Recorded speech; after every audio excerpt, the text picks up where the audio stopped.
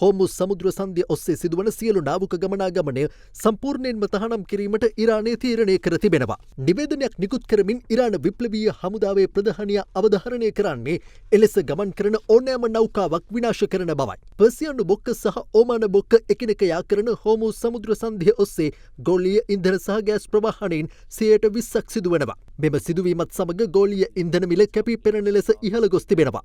ඒ අනුව බොරතෙල් බැරලයක මිල $79 ඉක්ම වූ අගයක දැක්වුණා. ඉරාන ඇමරිකා ඊශ්‍රායල යුද්ධය හේතුවෙන් මැද පෙරදිග කලාපයේ මතු ඇති යුදමය තත්ත්වය හේතුවෙන් සිය ද්‍රවීකෘත ස්වභාවික වායු නිෂ්පාදනය අත්හිටුවීමට කටාර් රාජ්‍ය තීරණය කර තිබෙනවා.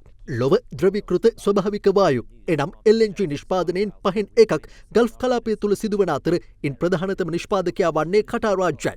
මෙම තීරණය සමග යුරෝපයේ සහ ආසියාවේ ස්වභාවික ගෑස් මිල වේගෙන් ඉහළ ගොස් තිබෙනවා. ශ්‍රී ලංකාවේ ගෘහස්ථව බහුලව භාවිත වන්නේ LPG එනම් ද්‍රවීකෘත පෙට්‍රෝලියම් වායුවයි. කෙසේ වෙතත් ගැටුම්කාරී තත්ත්වය හමුවේ ඉහළ යන බලශක්ති මිල පාලනය කිරීම සඳහා ඇමරිකා එක්සත් ජනපදයේ පියවර ගන්නා බව රාජ්‍ය ලේකම් මාකෝ රූබියෝ ප්‍රකාශ කළා. ඔහු කියා සිටියේ ඉහළ යන තෙල් මිල පාලනය සඳහා ගනු ලබන උත්සාහයක් අද සිට දැකගත හැකි වනු ඇති බවයි. So we have a program in place that will begin to be implemented, and starting tomorrow you will see us rolling out those phases to try to mitigate it. අදතිරණ බිස්නස් YouTube නාලිකාව ව්‍යාපාරික ලෝකයේ නවතම තොරතුරු සඳහා අදතිරණ business YouTube නාලිකාව දැන්ම subscribe කරන්න.